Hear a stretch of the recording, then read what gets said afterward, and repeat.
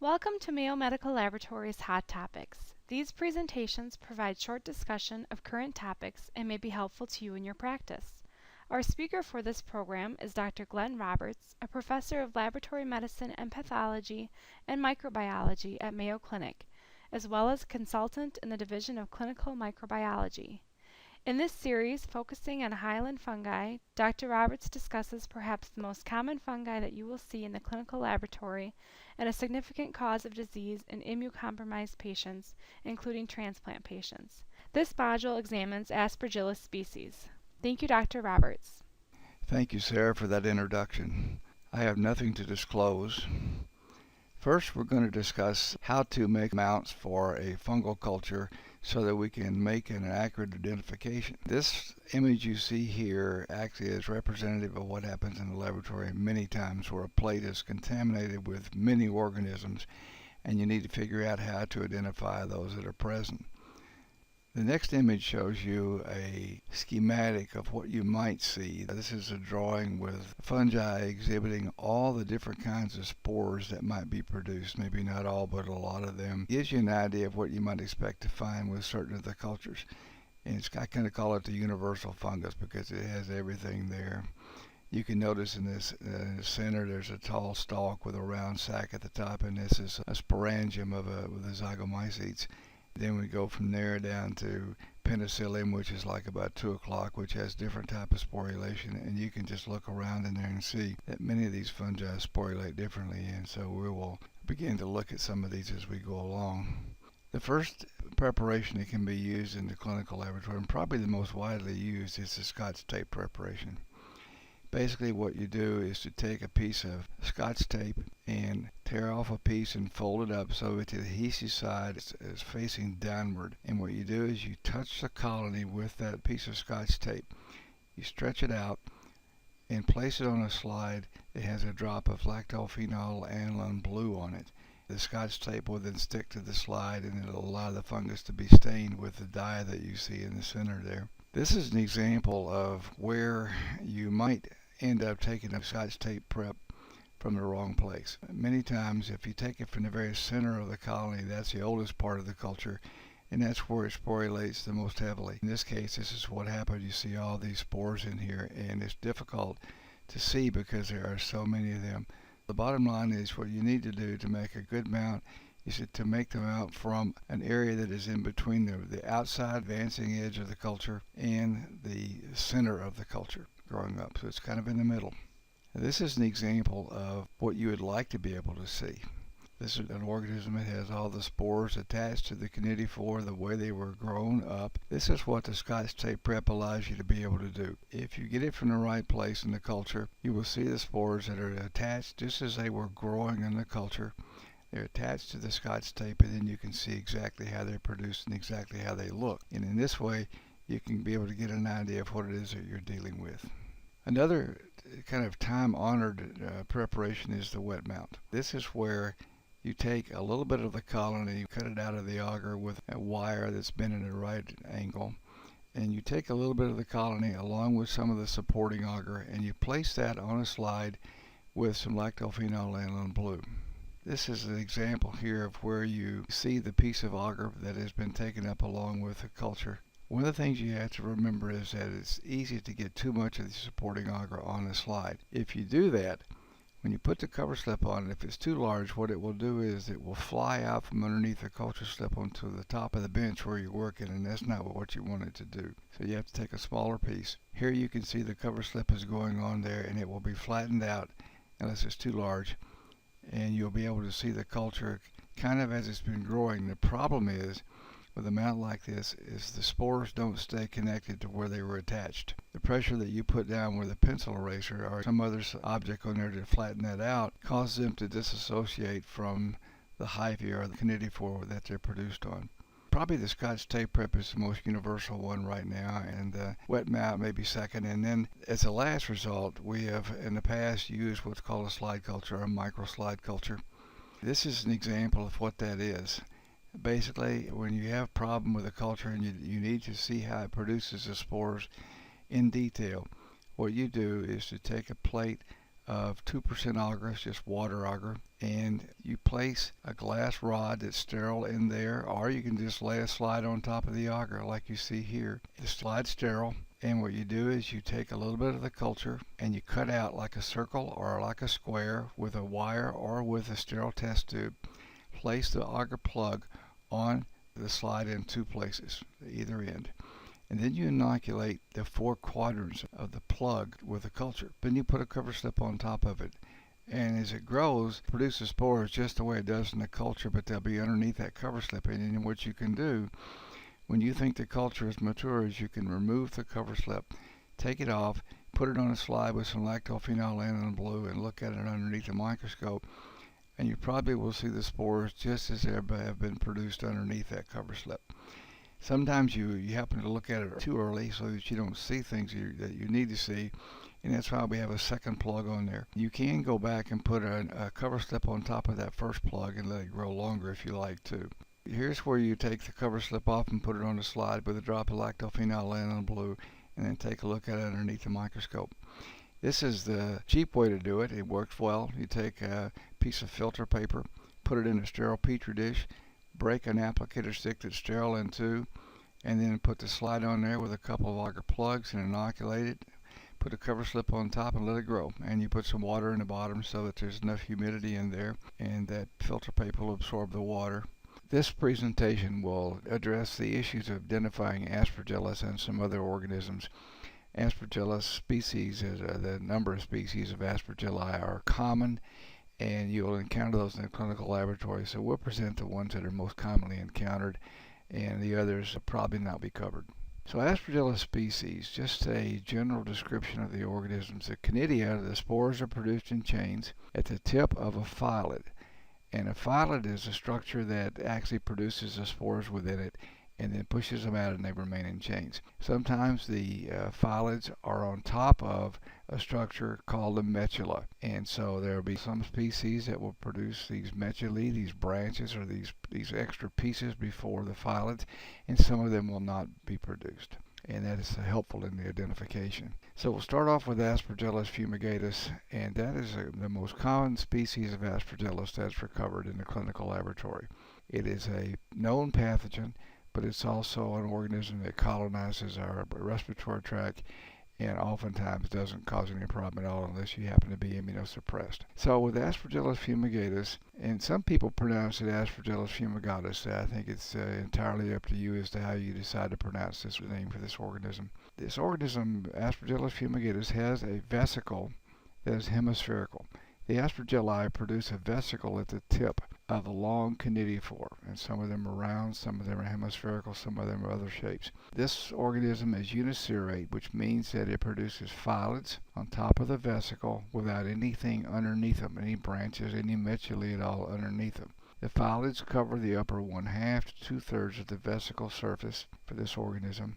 And if you would like to determine if it's thermotolerant or not, you can put it at 45 degrees centigrade and it will still grow. And this is an organism that is known to grow in moldy hay and moldy grain and produce problems for people who encounter the organism and inhale it. This is a slide of Aspergillus fumigatus, and it turns out that most of the time it's kind of blue-green. But there are times when you see colonies that are a little different in color, and some of them are actually white with just a tinge of green. Another one here you can see is kind of gray-green. Depending upon the medium, you'll see different colors for these colonies. This is an example here of Aspergillus fumigatus on 3 different media containing blood, and you can see that the colonies look almost glabrous or smooth, and they're not so fuzzy and filamentous like you see on other media. Now this organism and all of the Aspergilli are susceptible to a compound called cyclohexamide. And cyclohexamide inhibits the rapidly growing molds so that one can recover the slowly growing molds like histoplasma, some of the dimorphic fungi. The problem is that cyclohexamide actually inhibits the Aspergilli, and that may be the very thing we're trying to look for. So you have to use a medium with it and without it so that you ensure that you're going to be able to detect the pathogen. This is another one here that's almost turning a little bit white. And here are structures of the Aspergilli just in general. And if you look on the On the right-hand side, you'll see the structure labeled as kinetophore. That is the long stalk that supports the fruiting structures for this organism. At the tip of that structure, the fruiting head, is that vesicle, and you can see that vesicle on where you see fruiting head. If you look right down, you'll see the vesicle is at the tip of that kinetophore, is hemispherical, and then there are these phyllodes that may be produced right on the top of that vesicle to produce the conidia, the spores.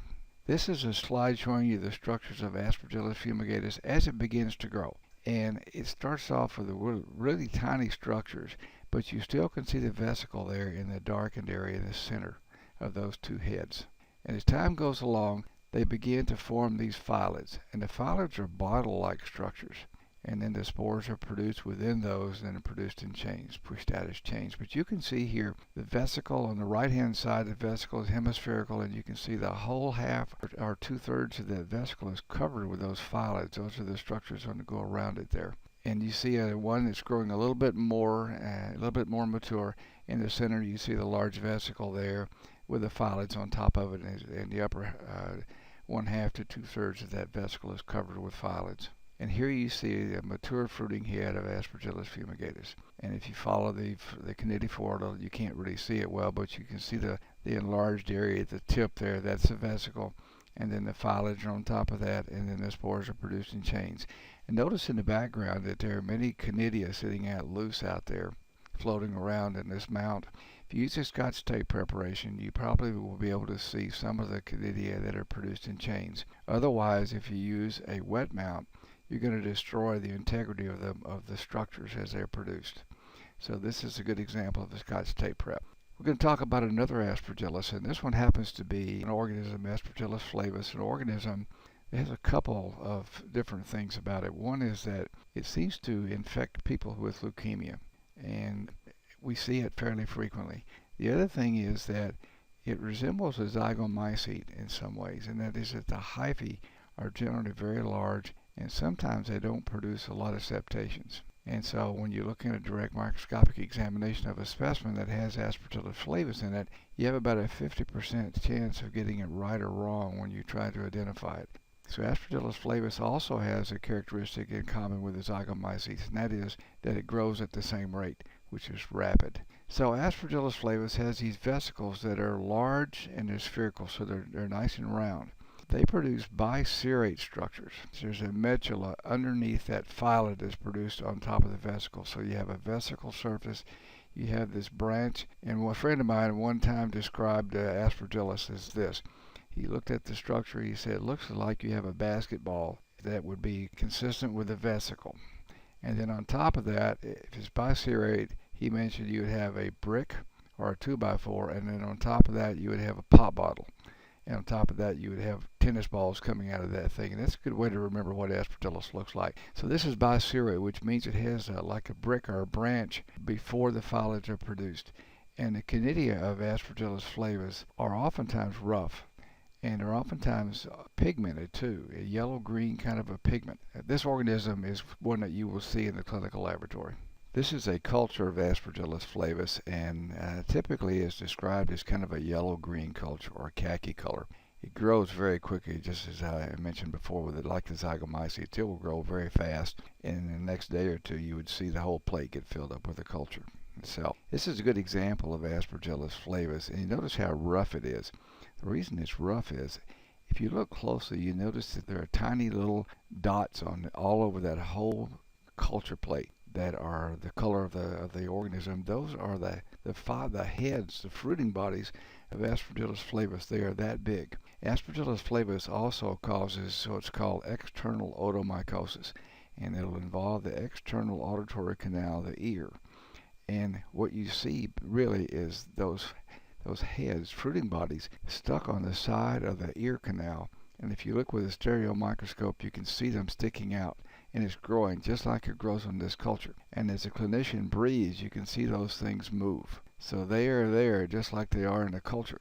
Now this culture is pretty typical for Aspergillus flavus. And what you need to do is to make a mount to determine exactly what the morphology is. And you would make that mount from somewhere between the center and the outer border of the culture, because if you look at this particular plate, you'll see that it looks very kind of granular. That means it has lots and lots of spores. This is another culture of Aspergillus flavus, and it looks about the same. A little bit of white on there, and sometimes that white is described as being pleomorphic, and if you subculture it from that area, it will continue to grow as a white mold and not as the mold as you see it here. And here's just another one.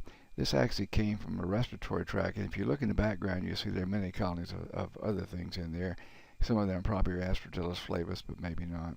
This is what you would see if you looked underneath a microscope. Sometimes it's very difficult to see the vesicle on these because there are so many phylids surrounding the vesicle that give rise to chains of conidia that it obscures the view of the vesicle. So anyway, you can look at it. If you look closely, you'll notice that it's round. Darkened area in the center there is round. And all those things you see in the background there are the conidia or the spores of Aspergillus flavus.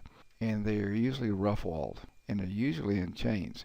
But when you make a wet mount, then it destroys the integrity of the way the culture is growing, and the spores are just sitting out in the background, and you can't see exactly how they're produced.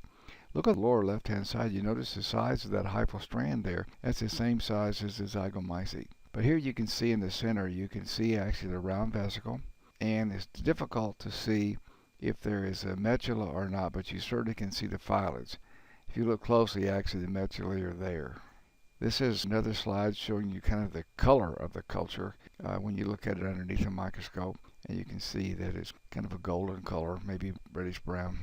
And there is the head of Aspergillus flavus.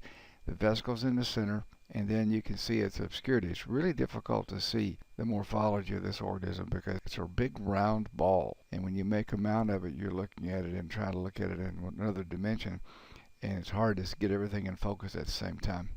This is a slide that I've put together that shows the biserrate nature of Aspergillus flavus. You can see the round structure of the vesicle. If you look at the left-hand side, you see the round vesicle. There is a structure that is kind of like a brick called a metula. And at the tip of that, if you look at it, you'll notice there is a phylid, which is a bottle-like structure. And that gives rise to spores, and there is a single conidium or spore at the tip of that phylid. So this is what we mean by biserrate. And you look at all the keys for Aspergillus. Now, if someone asks you to key one of these organisms out, it's difficult to do. But it usually starts off to ask you if it's uniserrate or biserrate. It just means you have to know what these structures look like and how they're produced. Another one, Aspergillus niger. This is one that you will see in the clinical laboratory very often. It has conidia that are roughened and they're black. They're jet black. The vesicles are round or spherical. The conidiophores that produce this and the vesicles at the tip of that are colorless, and this organism is biserrate. This organism is kind of unique too in that it causes disease in humans. It generally colonizes an old pulmonary cavity. That's about all that it does. It's not something that we see every day. Another place you can see Aspergillus niger is if you were to culture the black pepper that you have on your table. You'd find Aspergillus niger is in that very commonly, but that's not what makes it black. This is a lower power view of Aspergillus niger, and you can see that it has those big round vesicles again, and when you see those, it's really difficult to see the morphology because you're obscured by so many spores and phylids on there. You can't tell anything about the morphology on here, except if you look at the big round structure, the fruiting body on the left, you can see a small chain of conidia there to show they are produced in chains, and then on the right hand side, they're produced in chains. This is a plate of Aspergillus niger, and when it starts off growing, it starts off as a yellow colony. And as time goes along, then it begins to turn dark, and you'll see it looks granular. And the reason for that is that's where you see the fruiting bodies with all the spores being produced. Another Aspergillus niger, and the border looks white, which means it's young. It's the youngest part of the culture, and in time it will turn black as well. And this is one growing in a blood-containing medium, and you can see the colony looks the same. It has the same outer border, and it has the dark center. And then here's another showing you the black nature of Aspergillus niger. There are several species of Aspergilli that turn black. This is the most common one. And then this again shows you the big vesicle up the top of this thing. It's covered, it's round, it's covered with the phylids and the metulae, but you can't tell in this slide. So the point is, it's hard to see. And here you can see it better. If you look closely, you can see the vesicle is round in there. It's very difficult, though, to see beyond that. You may be able to see the phylids there, a little bit, but it's also very dark to see. And all the conidia are in the background. And this one just kind of what you would see. It's an obscured view of what we're looking for. And here's another. You can see the round vesicle. And if you look closely at the periphery of that round vesicle, you can start to see some structures. And if you have the ability, which we don't here, to focus up and down, you would see the brick-like structure, and then you would see the phyllodes being produced. I took this photograph to show you what you would see. I knocked these phyllodes and medullae off of a fruiting body. So anyway, I took a wet mount and I knocked the structures off of the round vesicle, and you see them here in the center. And what you're seeing there, start at the outer edge, there is a phylloid that looks like a soft drink bottle. And then down below it, you will notice on the right hand side there are some other structures there that don't look like that bottle-like structure. Those are the medullae, and they were attached to the round vesicle. And then on top of that would be the phyllodes. And you can notice that the phyllodes there are two of them you can see well. One of them has a spore on the right hand side, has a spore coming out of it, and the other one has a spore probably sitting at the tip of it. This is what we're talking about, are these kind of structures that you would see with Aspergillus niger and the other Aspergilli. This is Aspergillus terreus we're going to talk about, and it has vesicles that are fan-shaped, kind of like one of the old paper fans you used to use. It has a biserrate head. The upper two-thirds of this vesicle is going to be covered with spores, and the spores are generally in chains like you see with all the other Aspergilli, except this one has something different. It produces these oval to spherical allurioconidia or alluriospores that are found down on the hyphae that are submerged in the medium.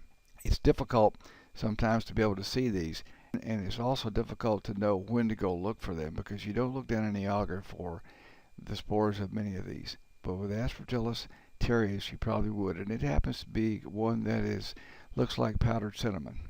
And you can see this culture here has a cinnamon-like appearance to it. And here you see the fan-shaped vesicle.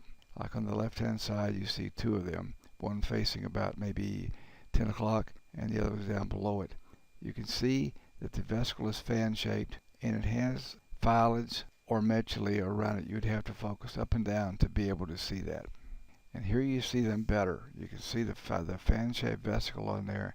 And if you focused up and down, you would be able to see what kind of conidia there are present. Now, this next slide shows you essentially the same thing, but I believe you can see the vesicles a little bit better. What we're going to be looking for of this organism is, if we see its cinnamon color, we're going to be looking for those allurioconidia. So you make them out down in the agar, and there's what you're going to find. You're going to find hyphae that are submerged down into the medium, but you're going to find spores that are produced on the sides of these hyphae that are bigger than the conidia that it produces on the fruiting head. So they're larger, and they're found only down in the submerged agar, and they're called alluriospores or allurioconidia, and they're produced on the sides or the ends of the hyphae that are there. And whenever they are produced and they break off, they take part of the back wall that they're attached to along with them. That's why they call them allurioconidia. And here you can see one in the center, and you can see the base that it's attached to. And when it breaks away from that, it will break part of that supporting structure off with it. So you can see these are allurioconidia. They're found down in the agar, and they're not anywhere on the fruiting head. You can see here, these are still allurioconidia. And this is a culture of Aspergillus terreus. And another one showing you kind of the powdered cinnamon nature of it. And this shows you something that you see with some of the Aspergilli. This happens to be one of the fruiting heads of Aspergillus terreus, but if you look at it from the top to the bottom, notice at the bottom it has a structure that looks like a foot, and that's called a foot cell. And Aspergillus is known to produce foot cells. Aspergillus terreus is one of those ones where you see it well, and Aspergillus nigilans is another where you see it very well. And here again is a structure that you can see the fruiting bodies at the top, and if you follow all the way down to the bottom, there's another foot cell. This is what we see with Aspergillus terreus. We're going to talk about Aspergillus nigilans, which is one that is a bit different from the others that we've talked about. It has conidiophores that are small, kind of brown pigmented, and the foot cells are really pretty obvious. It's biserrate. It produces these medullae and phyllodes on the upper one half of the vesicle surface. It also produces spores as a result of sexual reproduction, so you will see Cleistothecia, the big round ball full of ascospores in this culture. And there's some other structures in there that we don't know quite what they mean, but they're present with Aspergillus nigilans. and they're called Hyaline cells.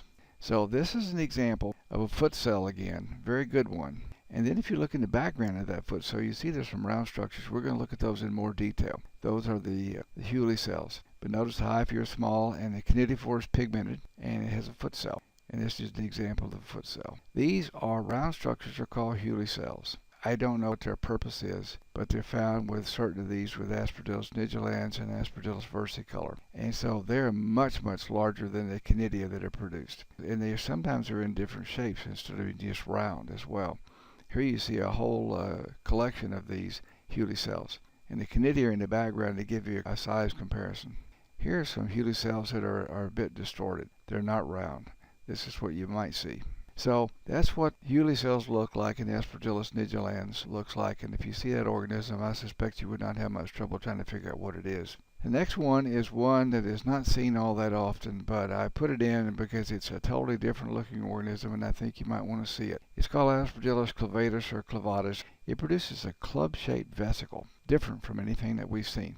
And there they are. They're club-shaped and they produce a lot of spores around the perimeter of that club-shaped vesicle. And you can see it here. You can see the pigment on there, but if you look at the vesicle, it's not round, it's not fan-shaped or anything. It's long, like a club, and then around the perimeter of it are all the spores that are being produced.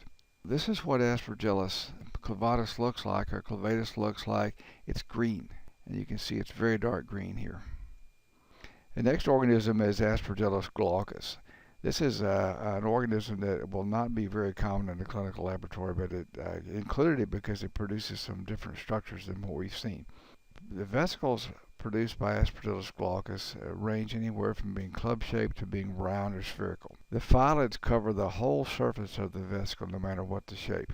And some islands have these fruiting bodies or fruiting heads that produce secondary cnidophores directly from the vesicle, and that's a unique thing to see. And sometimes you will see cleistothecia. These are the big sac-like structures, big round balls that produce, that actually have ascospores inside of them because this is a product of the sexual reproduction. Here you see those are the cleistothecia that we're talking about. And if you were to take a pencil eraser and push down on the cover slab, that would pop open and you would see the ascospores come out of that. And so this is Aspergillus glaucus, what it looks like. And here's another one. It's hard to see what the interior of this cleistothecium looks like. The outside of it looks like it is almost like organized tissue, but it's really not. The next organism is one that is included because of its uniqueness, and this is Aspergillus versicolor. It has vesicles that are round to oval. They're biserrate, which means they have the medullae and the phyllodes. If you look closely at this culture and move around the slide around, you probably will end up seeing something that looks like penicillium. And your first thought is, this culture is contaminated with penicillium. It's not. Aspergillus versicolor also produces penicillium-like heads, in addition to the heads that look like Aspergillus. And even to complicate the thing, sometimes they even produce Hyaline cells. So this thing does it all. Here is the head of Aspergillus versicolor, and it's kind of green looking. You can notice that the phyllodes are there, and at the tip of the medullae are there. You see the vesicle, you actually can see the medullae, and then if you look on top of those, you'll see the phyllodes, and then there are the chains of conidia. So you look around in there, and there is what looks like a little phyllo coming off the side, but you look around more, and you see here about maybe 7 o'clock, a penicillium head. And again, and then right next to it is also one that you might think is penicillium, but it does have a vesicle in it. So you see on the penicillium-like head and the typical head of Aspergillus, it belongs to the Aspergillus versicolor group. There are lots of species in there.